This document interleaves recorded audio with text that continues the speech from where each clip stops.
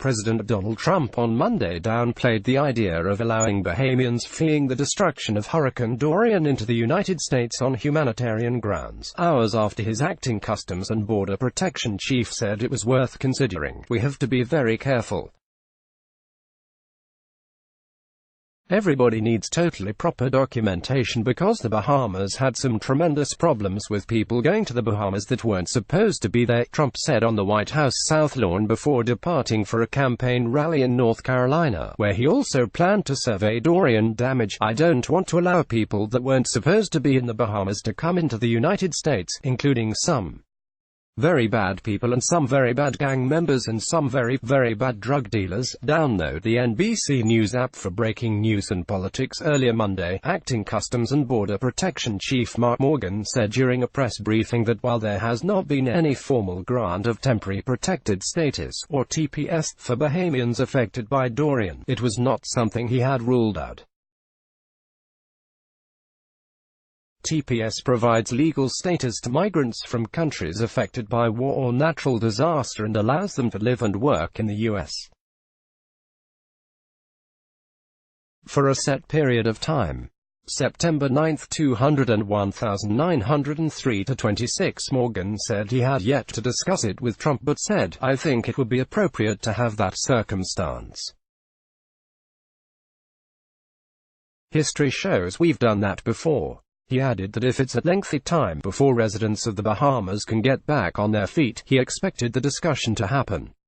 Instead of allowing Bahamians into this country, which Trump said is also recovering from the hurricane, Trump suggested those struggling in devastated areas of the Bahamas could go to the large sections of the country that were not hit. The conflicting stances came a day after more than 100 Bahamians were forced off a ferry boat before it could reach Florida, according to two U.S. Customs and Border Protection officials. Those removed from the boat were supposed to be taken to the Bahamas capital of Nassau first to get visas, a process that authorities in the United States have been coordinating with the Bahamas government on to ensure is done correctly, Customs and Border Protection officials said in a statement on Monday.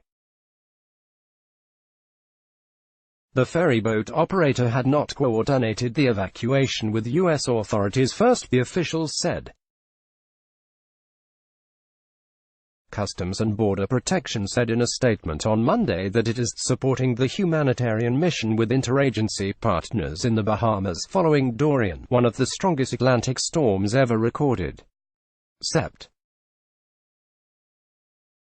9, 201,902.03 CBP continues to process the arrivals of passengers evacuating from the Bahamas according to established policy and procedures, as demonstrated by the nearly 1,500 Hurricane Dorian survivors who arrived at the port of Palm Beach, Florida, aboard a cruise ship on Saturday and were processed without incident, the agency said. The agency added it was notified of a vessel preparing to embark an unknown number of passengers in Freeport and requested that the operator of the vessel coordinate with the U.S. and Bahamian government officials in Nassau before departing the Bahamas. The agency said that it has already processed nearly 1,500 storm survivors at the port of Palm Beach, Florida, aboard a cruise ship on Saturday. Video of the evacuees being ordered off the boat was first shared by Miami's WSVN reporter Brian Enton late Sunday.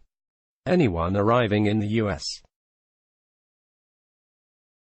from another country needs to first meet with the Customs and Border Protection officer at official ports of entry and must have valid identity and travel documents, the agency's statement said. Dorian has killed at least 44 people in the Bahamas, according to the country's health minister. The storm hit the islands as a Category 5 last Sunday and Monday, leaving tens of thousands of residents homeless. It then slammed North Carolina's Outer Banks Islands before pounding Canada's Atlantic coast.